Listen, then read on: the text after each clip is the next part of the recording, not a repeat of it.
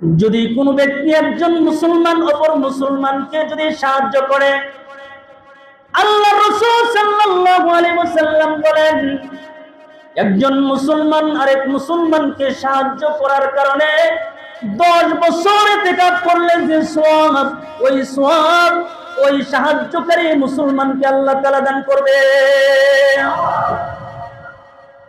হাদিসের মধ্যে ভিন্ন মত আছে, নবীজির সেই রওজাতুল মদিনা মসজিদে নববীতে 1 মাস ইতিকাফ করলে যে সওয়াব, ওই সওয়াব বান্দার আমলনামায় আল্লাহ তাআলা দান করবে। একজন মুসলমানকে আপনি সাহায্য করলেন, আপনি আপনার হাতটা বাড়াইয়া দিলেন, একটা রিকশা এখানে আটকে গেছে, রিকশাটা উঠাইতে পারতেছে না, টান দিয়ে উঠাইতে পারতেছি না, আপনি পিছন দিয়ে একটু রিকশাটাকে ধাক্কা দিয়ে উঠায় দিলেন, আল্লাহ পাক আপনাকে 10 বছর ইতিকাফ করার সওয়াব দান করবে। শুধু তাই নয় বাবা, আপনি একজন দেখলেন একটা বোঝা খুব সুন্দর করে বানাইছে, বোঝাটা অনেক ওজন ভারী হয়ে গেছে, হাওড়ের ভিতরে কোনো মানুষ নাই, আপনি দেখলেন বোঝাটা উঠানোর জন্য আপনার ভাই বড় চেষ্টা করতেছে, আপনি দৌড় দিয়ে গেলেন, বাইরে কষ্টটা আপনি দেখলেন, এই কষ্টটা দেখে আপনি বোঝাটা আপনি একটু টান দিয়া তার মাথায় উঠে দিলেন, 10 বছর ইতিকাফ করার সমান সওয়াব পেয়ে গেলেন। আমার মাইকের আওয়াজ যদি আমার মা বোনদের কাছে যদি কর্ণ করে যায়, তাহলে তাদের জন্য এখান থেকে একটা মেসেজ। মনে করেন স্বামী বাজার থেকে অনেকগুলো মাছ নিয়ে আসছেন, বিবি একা ঘরের মধ্যে মাছগুলো কাটতেছে, বারান্দায় অনেক সময় কাটে, কেউ উঠানের মধ্যে কাটে, অনেকগুলো মাছ স্বামী নিয়ে আসছে, একা একা মাছগুলো কাটতে পারতেছে না। 1 নাম্বার, ইজা লাকিতাহু ফাসাল্লিম আলাইহি, 1 নাম্বার দেখা হলে সালাম দেওয়া, বুঝলে গেছেন। 2 নাম্বার, ওয়াইজা দাআকা ফাজিবহু, কোন মুসলমান অপর মুসলমানকে দাওয়াত দিলে তার দাওয়াত গ্রহণ করা। 3 নাম্বার, ওয়াইদাস্তানসাহাকা ফানসাহলা, যদি তোমার কাছে উপদেশ নেওয়ার জন্য কোন মুসলমান ভাই আসে, তাহলে তুমি তাকে উত্তম উপদেশ দিবা। 4 নাম্বার, ওয়াইদা আফসা ফাহামিদাল্লাহু ফাশাম্মিতুহু, যখন কোন মুসলমান ভাই হাসি দেয়, হাসি দেওয়ার পরে যখন তিনি বলেন আলহামদুলিল্লাহ, যে শুনবে হাসি দেওয়ার পরে আলহামদুলিল্লাহ, তিনি জবাব দিবেন ইয়ারহামুকাল্লাহ। 5 নাম্বার, ওয়াইদা মারিদা ফাউদুহু, যখন তোমার কোনো মুসলমান ভাই অসুস্থ হবে তাকে দেখতে যাওয়া। 6 নাম্বার, ওয়াইদা মাতা ফাত্তাবিউহু, যখন কোনো তোমার মুসলমান ভাই মারা যায় তার জানাজায় শরীক হওয়া। এই 6টা হক একজন মুসলমানের উপর আরেক মুসলমান পায়। আমি আপনার কাছে পাই, আপনি আমার কাছে পান, বুঝে আসতেছে। তার মধ্য থেকে আলোচনা করছিলাম, ওয়াইদাস্তানসাহাকা ফানসাহলা, যদি কোনো মুসলমান ভাই আপনার কাছে আসে উপদেশ নেওয়ার জন্য, তাহলে আপনি তাকে উত্তম কল্যাণকর উপদেশ আপনি তাকে দান করবেন। সে আপনার কাছে কল্যাণ পায়, এজন্য আপনি তার কাছে কল্যাণকামী হবেন, যে তুমি কি কারণে আসছো, আল্লাহ তাআলা যেন তোমাকে কল্যাণকামী করে, আল্লাহ তাআলা যেন তোমার এই উপদেশটা আমি তোমাকে দিচ্ছি, যে উপদেশে তুমি যেন কল্যাণকামী হও, তোমার জন্য এই দোয়াটাই করতেছি। সুবহানাল্লাহ। এখন উপদেশ দিবেন, কেমন উপদেশ দিবেন? উপদেশটা হবে শরীয়ত সম্মত। এখন আপনার কাছে উপদেশ নিতে আসছে, নসিহত নিতে আসছে, যে ভাই আপনি আমাকে এমন একটা ফয়সালা করে দেন, আমি তো এটা মিলাইতে পারতেছি না, ফয়সালা আমি দিতে পারতেছি না, এটা কিভাবে সমাধান করা যায়, একটা সমাধানের ব্যবস্থা আপনি করে দেন। আপনি মনে মনে চিন্তা করতেছেন, বহুদিন পরে তোরে লাগুত পাইছি, বহুত ক্ষতি তুই আমারে করছস, আজকে এমন এক বাঁশ করে দিমু যে বাঁশ আটটা বলা এক দিয়ে দিমু আরেক দিক দিয়ে যাইবো, কেমন বাঁশটা যে করে দিমু তুই নিজেও টের পাবি না। কথা বলেন ঠিক না বেঠে? এরকম বাঁশ দেওয়ানেওয়ালা লোক আছে না আমাদের সমাজে? আসে তাদের কাছ থেকে সহযোগিতা নেওয়ার জন্য, পরামর্শ নেওয়ার জন্য, কিন্তু এমন পরামর্শ দেয় যে পরামর্শ লাস্টে মানুষ জেল পর্যন্ত গিয়া খাবে। এজন্য ভালো উপদেশ দিতে বলছে, উত্তম উপদেশ দিতে বলছে। তুমি অল্প উত্তম উপদেশ দাও, অল্প কথায় উপদেশ দাও।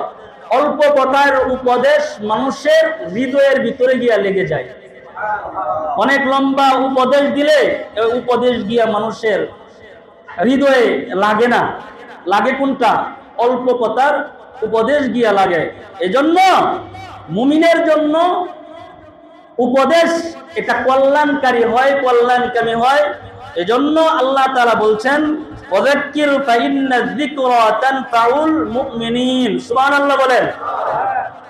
উপদেশ মুমিনের উপকার করে। আপনি একজন মুমিনকে উপদেশ দিচ্ছেন, এক সময় দেখবেন এই উপদেশ তার উপকারই আসবে। সুবহানাল্লাহ। এই উপদেশ দিতে যাইয়া কিন্তু আপনার একটু কষ্ট হইতে পারে, আপনি একটু গালাগালি খাইতে পারেন, মাঝে মাঝে দিব আপনার গালি। মানে যখন ওই যে আপনার এই প্রতিযোগিতা সহযোগিতা যখন গিয়ে একসাথে লাগবে না, তখন বলবো যে উল্টা আমারে বিভিন্ন রকম ভাবে বুঝায় টুজায় দিচ্ছে, আসলে এটার আয়লো নাই, পাইলো নাই, সাইডও নাই, পিছনও নাই, এমন অবস্থা। ওই যে কানারে পথ দেখানোর মতো, কানারে তো রাস্তা দেখাইলেন, ভালো রাস্তা দেখাইছেন, কিন্তু ওই অন্ধ তো গিয়া গেছে ক্ষেতের মধ্যে গিয়ে পড়ে তো গাড়ি দেওয়া শুরু করে দিচ্ছে। তো কেমন রাস্তা আমার দেখাইলো এই সেই, কারণ আসলে তাকে তো রাস্তা দেখাইছে ভালো, সে তো রাস্তা দেখে নাই। কথা বলেন ঠিক না বেটি? কারণ আপনি একজনকে ভালো উপদেশ দিবেন, কারণ আপনার উপদেশ তো সে ভালোভাবে নিবে না, ওইভাবে সে চলবে না। যখন এটার উল্টো হবে তখন আপনাকে গালাগালি করবে। কথা বলেন ঠিক না বেটি? এজন্য একজন মুসলমান যদি আপনার কাছে আসে, আপনার তার জন্য কল্যাণকামী হবেন। যদি সে আপনার কাছে সহযোগিতা চাই, আপনি তার জন্য সহযোগী হয়ে যাইবেন। কেমন সহযোগী আপনি হইবেন? সে যদি কল্যাণকর কাজের জন্য তার কাছে আসে, আপনি কল্যাণকর কাজগুলো আপনি তাকে দিবেন। সুবহানাল্লাহ বলেন। সাহায্য চাইতে আসছে, আপনি তাকে সাহায্য করবেন। যদি কোনো ব্যক্তি একজন মুসলমান অপর মুসলমানকে যদি সাহায্য করে, আল্লাহ রাসূল সাল্লাল্লাহু আলাইহি ওয়াসাল্লাম বলেন, একজন মুসলমান আরেক মুসলমানকে সাহায্য করার কারণে 10 বছর ইতিকাফ করলে যে সওয়াব, ওই সওয়াব ওই সাহায্যকারী মুসলমানকে আল্লাহ তাআলা দান করবে। হাদিসের মধ্যে ভিন্ন মত আছে, নবীজির সেই রওজাতুল মদিনা মসজিদে নববীতে 1 মাস ইতিকাফ করলে যে সওয়াব, ওই সওয়াব বান্দার আমলনামায় আল্লাহ তাআলা দান করবে। একজন মুসলমানকে আপনি সাহায্য করলেন, আপনি আপনার হাতটা বাড়াইয়া দিলেন। একটা রিকশা এখানে আটকে গেছে, রিকশাটা উঠাইতে পারতেছে না, টান দিয়ে উঠাইতে পারতেছি না, আপনি পিছন দিয়ে একটু রিকশাটাকে ধাক্কা দিয়ে উঠায় দিলেন, আল্লাহ পাক আপনাকে 10 বছর ইতিকাফ করার সওয়াব দান করবে। শুধু তাই নয় বাবা, আপনি একজন দেখলেন একটা বোঝা খুব সুন্দর করে বানাইছে, বোঝাটা অনেক ওজন ভারী হয়ে গেছে, হাওড়ের ভিতরে কোনো মানুষ নাই, আপনি দেখলেন বোঝাটা উঠানোর জন্য আপনার ভাই বড় চেষ্টা করতেছে, আপনি দৌড় দিয়ে গেলেন, বাইরে কষ্টটা আপনি দেখলেন, এই কষ্টটা দেখে আপনি বোঝাটা আপনি একটু টান দিয়া তার মাথায় উঠায় দিলেন, 10 বছর ইতিকাফ করার সমান সওয়াব পেয়ে গেলেন। আমার মাইকের আওয়াজ যদি আমার মা বোনদের কাছে যদি কর্ণ করে যায়, তাহলে তাদের জন্য এখান থেকে একটা মেসেজ। মনে করেন স্বামী বাজার থেকে অনেকগুলো মাছ নিয়ে আসছেন, বিবি একা ঘরের মধ্যে মাছগুলো কাটতেছে, বারান্দায় অনেক সময় কাটে, কেউ উঠানের মধ্যে কাটে, অনেকগুলো মাছ স্বামী নিয়ে আসছে, একা একা মাছগুলো কাটতে পারতেছে না। অপর কোন নারী মহিলা যদি গিয়া যদি বলে, বোন একা একা মাছগুলো তুমি কাটতে পারতেছো না, দাও না তোমার মাছগুলো আমি একটু কাইটা দেই, একটু সাহায্য করলো। এমন সাহায্য করার কারণে আল্লাহ তাআলা তাকে ইতিকাফের সওয়াব দান করবে। ছোট্ট ছোট্ট আমলগুলো বড় দামি হয়, কথা বলেন। ছোট্ট ছোট্ট আমলগুলো বড় দামি হয়। আপনার একজন ভাই ধান কাটতেছে, গ্রাম অঞ্চলে অনেকে গরিব মানুষ তাকে একা একা ধান কাটে, সে কোনো লোক নিতে পারে না, যার কারণে একা একা কাটে। আপনি তার জন্য সামনে গিয়ে একটু সহযোগিতা করলেন, তার দানগুলো আপনি কেটে দিলেন, সেই কারণেও আল্লাহ তাআলা আপনাকে সেমনি সওয়াব দান করবেন। আল্লাহর নবীর সাহাবী হযরত আব্বাস রাদিয়াল্লাহু তাআলা মসজিদে নববীর ভিতরে তিনি ইতিকাফরত অবস্থায় আছেন। ইতিকাফ অবস্থায় তিনি ওখানে বসে আছেন। এমন সময় একজন মানুষ আসছেন, আয়েশা বলে, ও আল্লাহর নবীর সাহাবী, আল্লাহর নবীর চাচা আব্বাস, আমি একজন মানুষের কাছ থেকে ঋণ নিছিলাম, এই ঋণ দেওয়ার তারিখটা পার হয়ে গেছে, যার কাছ থেকে ঋণ নিছি ওই মানুষটা এখন আমার কাছে আসবে, আইসে হয়তো আমাকে বকাবকি করবে, আমাকে গালাগালি করবে, আমার বড় পেরেশান হইতেছে। আপনি যদি আপনার মুখ দিয়া যদি যার কাছ থেকে ঋণ আনছি ওই ঋণদাতাকে যদি আপনার দুইটা কথা দিয়া যদি একটু বুঝাইয়া দিতেন, সুবহানাল্লাহ, আমার উপকার হইতো, আপনি আমার একটু উপকার করে দেন। হযরত আব্বাস রাদিয়াল্লাহু তাআলা আনহু তিনি এবার তার কথা শোনার পরে তিনি মসজিদে নববী থেকে তিনি বের হয়ে গেলেন। যিনি তিনার কাছে আসতেন তিনি ওনার জামাটা টান দিয়া ধরছেন, টান দিয়া বলে, ও আল্লাহর নবীর সাহাবী, আপনি কি জানেন না নাকি আপনার স্মরণ নাই, আপনি তো ইতিকাফরত অবস্থায় আছেন, ইতিকাফ থাকলে তো বাহিরে যাওয়া যায় না, তাহলে আপনি তো বাহিরে চলে যাইতেছেন, আছে না ইতিকাফরত অবস্থায় বাইরে যাওয়া যায়, বিনা কারণে যাওয়া যায়, কথা বলেন না। আপনার কি স্মরণ নাই নাকি আপনি ভুলে গেছেন? বলে, আমার স্মরণ আছে, আমি বলি নাই। আল্লাহর নবীর চাচা হযরত আব্বাস রাদিয়াল্লাহু তাআলা আনহু তার আঙ্গুল দিয়ে ইশারা করছে মসজিদে নববীর দিকে, মসজিদে নববীর দিকে ইশারা কইরা বলে, ওই যে মদিনাওয়ালা যিনি মুহাম্মদুর রাসূলুল্লাহ সাল্লাল্লাহু আলাইহি ওয়াসাল্লাম, ওই মদিনাওয়ালা তিনি বলেছেন, কোন মানুষকে যদি কোন মানুষ সাহায্য করে এই মসজিদে নববীতে এক মাস ইতিকাফ করলে যে সওয়াব হয়, এই সওয়াব একজন সাহায্যকারীর আমলনামায় দান করে। তাহলে আমি এক মাসের 10 দিনের ইতিকাফ করে আমি কি করব? 10 বছরের ইতিকাফের সওয়াব আল্লাহ তাআলার কাছ থেকে নিয়ে ইতিকাফ করার সমপরিমাণ সওয়াব পাই যাইতেন।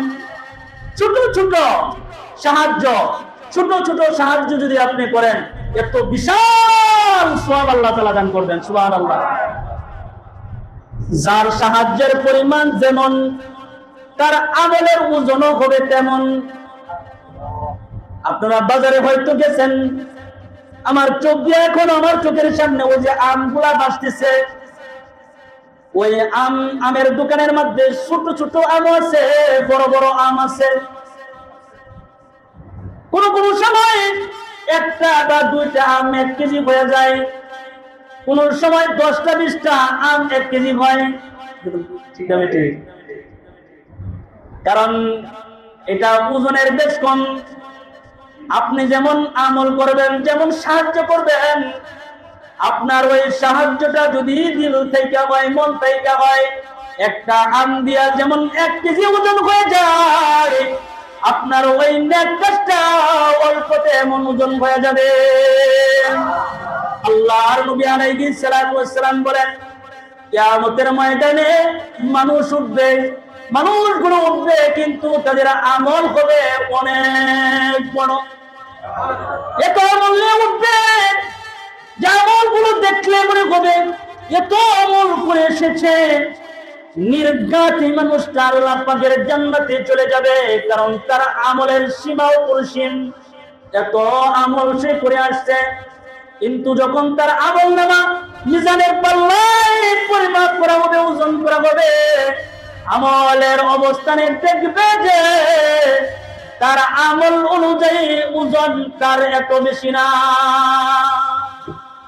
ওজন হবে কম। আবার অনেকে অল্প আমল নিয়ে যাবে, কিন্তু তাদের মিজানের পাল্লায় আমলগুলো দেওয়া হবে। আমলগুলো দেওয়ার পরে দেখা যাবে তার বড় বড় পাহাড়ের সমান যে নেক আমল নিয়ে তিনি হাসরের ময়দানে উঠছেন, আর ওই ব্যক্তি অল্প আমল নিয়ে উঠছেন, তার অল্প আমলটাই মিজানের পাল্লায় অনেক ওজন ভারী হয়ে যাবে। এজন্য দিলের নিয়ত, দিলের ইখলাস যার যেমন মজবুত, তার আমলের ইমানের ওজন হবে মজবুত। আর একটু জোরে বলেন সুবহানাল্লাহ। তার ওজনটা হবে বড় মজবুত। এজন্য আপনার কাছে সাহায্য চাইতেছে ভাই, আপনি দেখলেন যে কিছুদিন আগে তারা সাহায্য করছেন, আপনি তারা বললেন কি কয়েকদিন আগেও তো সাহায্য নিলে, আজকে কেন আইলি?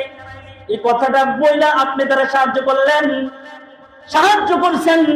এই সাহায্যটা আপনার দিল দিয়া সাহায্য, অন্যায় আপনি অস্থির হইয়া তার প্রতি বিরক্ত হইয়া তারপরে দান করছেন। কথা বলেন না?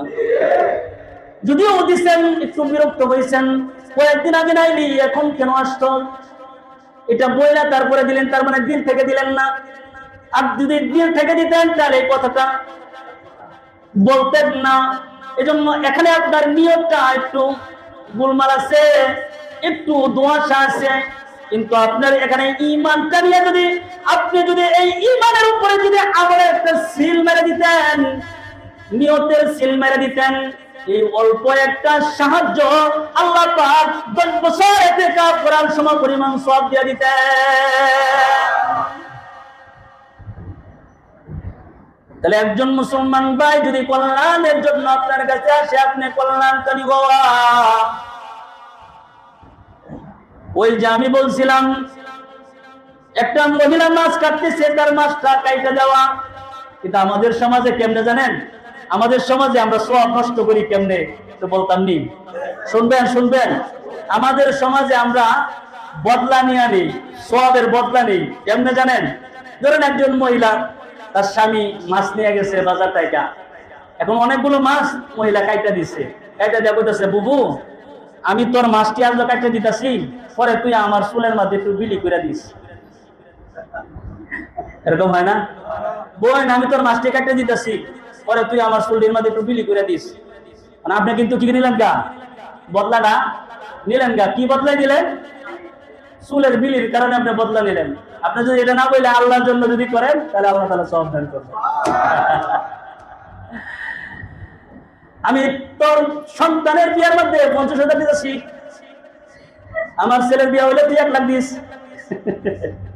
না বলা, আমাকে যদি কেউ আমার সন্তানের বিবাহতে 50,000 টাকা দিয়ে আমাকে সহযোগিতা করে, সে যখন বিপদে পড়বে, আমার কাছে টাকা থাকলে আমি কি তার বিপদে দাঁড়াবো না? ইনশাআল্লাহ। এরকম নিমুখ হারাম মানুষ এখনো হয় নাই। একজনকে সহযোগিতা করলে পরস্পর আরেকজন সহযোগিতা করার জন্য সে উঠে আসে, ঠিক না? তাহলে এই জন্য উত্তম উপদেশ দিবা, উত্তম নসিহত করবা, তাকে যদি সে কল্যাণের জন্য আসে, তার জন্য কল্যাণকামী হওয়া। একটু জোরে বলা যাবে কি সুবহানাল্লাহ? তারপরে রাসূলুল্লাহ সাল্লাল্লাহু আলাইহি ওয়াসাল্লাম বলেন, ওয়াইদা আতাশা ফাহামিদাল্লাহু ফাশাম্মিতুহু। আল্লাহ নবী সাল্লাল্লাহু আলাইহি ওয়াসাল্লাম বলেন, কোন মুসলমান ভাই যদি হাসি দেয়, আর যদি হাসি দিয়া যদি বলে আলহামদুলিল্লাহ, আপনি তার কাছ থেকে শুনছেন আলহামদুলিল্লাহ, আপনার কানে করে আসছে, আপনি তাকে জবাব দিয়ে দেন, ইয়ারহামুকাল্লাহ, আল্লাহ যেন তোমার উপরে দয়া করে। হাসি দেওয়ার পরে আলহামদুলিল্লাহ বলা সুন্নাহ, আর আলহামদুলিল্লাহ শোনার পরে ইয়ারহামুকাল্লাহ বলা আপনার উপরে ওয়াজিব। সুবহানাল্লাহ। সে সুন্নাহ আদায় করলো আর আপনি ফরজের মতো একটা কাজ আপনি করলেন। সুবহানাল্লাহ। আপনি ইয়ারহামুকাল্লাহ বইলা আপনি তাকে জবাব দিয়ে দিলেন, হাসি দিলেন। এক বিজ্ঞানিক, আমার এক উস্তাদ, তিনি বলেছিলেন, আমার এখনো স্পষ্ট মনে আছে কথাটা, যে ওনার এক ডাক্তারের সাথে ওনার খুব সম্পর্ক ছিলেন। তিনি ডক্টর, একজন বিজ্ঞান, একজন মানে ছিলেন, বিজ্ঞান ছিলেন তিনি। উনি বলছিলেন, হিন্দু মানুষ ছিলেন, যে তোমাদের ইসলাম ধর্মে যখন কোনো ভালো কোনো খবর আসে তখন তোমরা সেই খবর শুনে পড়ো আলহামদুলিল্লাহ, কিন্তু হাসি দিলে তোমরা আলহামদুলিল্লাহ বলো কেন? এটা আমি একটু জানতে চাই। তিনি বলছিলেন আর কি, যে এটা আসলে আমি জানতে চাই। তিনি বলছিলেন যে ইসলামের এই হাসি দেওয়াটা শোনার জন্য যে কেন তারা আলহামদুলিল্লাহ বলে, এজন্য আমি গবেষণা শুরু করছি। গবেষণা করার পরে আমি গবেষণা করে কিছু কয়েকটা জিনিস পাইছি। তার মধ্যে কয়েকটা জিনিস হইল যে একজন ব্যক্তি যখন হাসি দেয় তখন একটা দেয় না, সাথে দুইটা দেয়। কথা বলেন না? সুবহানাল্লাহ কইতেন না? দেখবেন হাসি দিলে হাসি একটা হয় না, একটা দেওয়ার পরে আরেকটা আসে। হাসি কেউ ইচ্ছা করে দিতে পারবেন? দেন তো দিন এখানে হাসি কিন্তু ইচ্ছা করে দেওয়া যায় না। ওই ডক্টর তিনি বলেছেন যে আমি গবেষণা করলাম, গবেষণা করার পরে আমি দেখলাম যে একজন মানুষের হাসি দেওয়ার কারণে তার নাক থেকে যে তরল পদার্থ বের হয়, তরল পানি বের হয়, এই পানি দিয়ে তার 3000 রোগ আল্লাহ তাআলা নিরসন করে দেন। 3000 রোগ বের হয়ে যায়, দুইটা দিলে 6000 বের হয়ে যায়। সুবহানাল্লাহ। যে রোগগুলো অজানা, পৃথিবীতে এমন অনেক রোগ আছে বিরল রোগ নামে পরিচিত, যে রোগের কোনো নাম নাই। কথা বলেন ঠিক না বেঠিক? তখন এটার নাম দিছে কি? বিরল রোগ। কি নাম দিছে? রোগের নাম নাই, কিতা দিব? যা হোক, আল্লাহ বাঁচাইছে। একটা আইছিল আবর্জনা, নাম হয়েছিল করুণা। ঠিক না বেঠিক? এই নাম যে প্রত্যেকে ভাই করে লইছেন, এটা আল্লাহ পাক ভালো জানে। কিন্তু এর চাইতে ভয়ঙ্কর ভয়ঙ্কর রোগ আছে, যে রোগগুলো সম্পর্কে, নাম সম্পর্কে কোন ডক্টর, কোন বিজ্ঞান জানে না। বলে এরকম 3000 রোগ আল্লাহ তাআলা একটা হাসির বিনিময়ে আল্লাহ তাআলা বিলীন করে দেয়। সুবহানাল্লাহ। ইমামুদ দুনিয়া, ইমামে আজম আবু হানিফা রাহমাতুল্লাহি আলাইহি, তিনার ছাত্র আব্দুল্লাহ ইবনুল মুবারক রাহমাতুল্লাহি আলাইহি, তিনি গুরাসান থাকতেন। এই গুরাসানে ওনাকে চিঠি পাঠাইছেন যে তুমি ইরাকে আসো। উনি দাওয়াত পায়া ওনার কাফেলা নিয়ে আসতেছেন।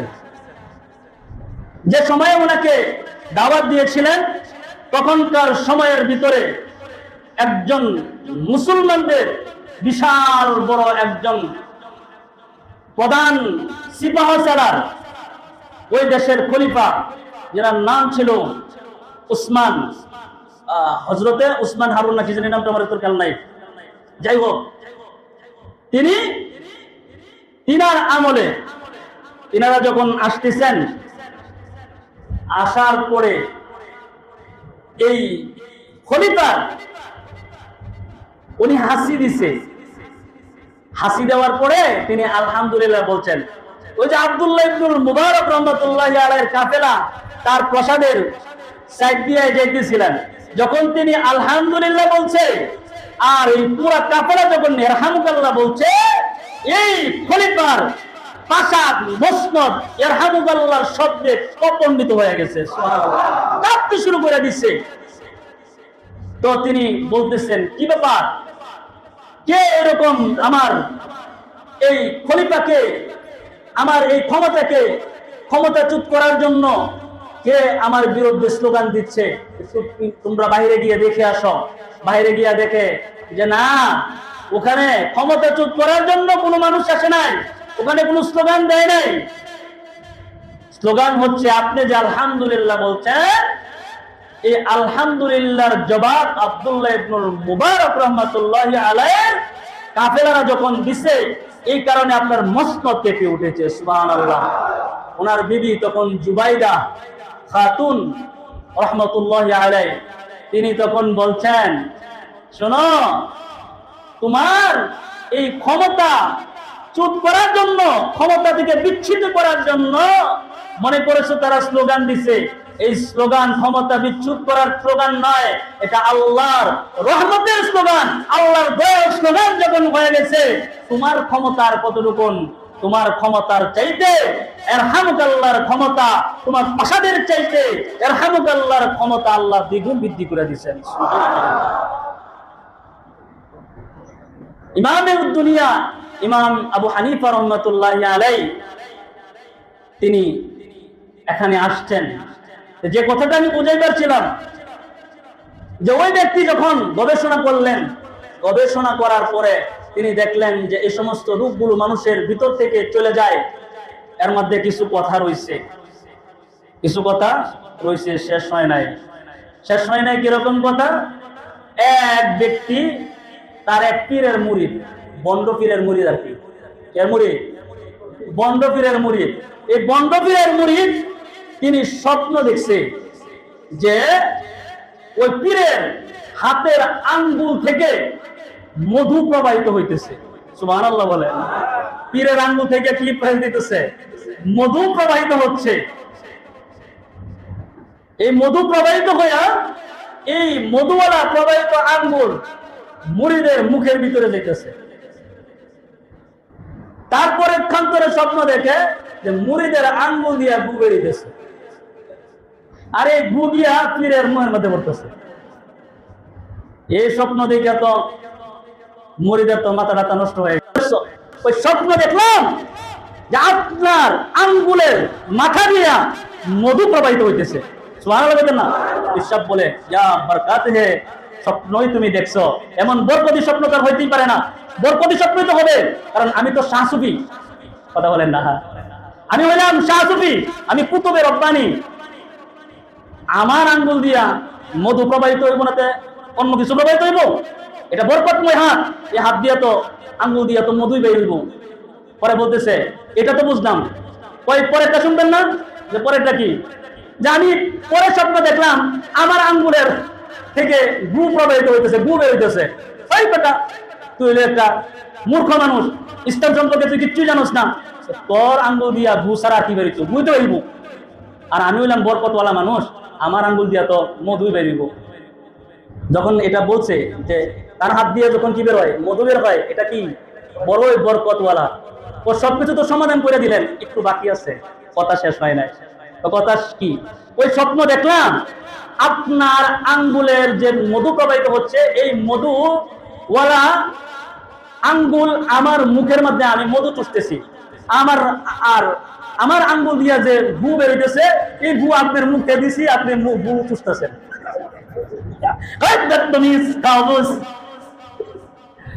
কিছুক্ষণ আগে না বললেন যে এটা বরকত নয়, তাহলে এখন কোরআন দিলেন কে?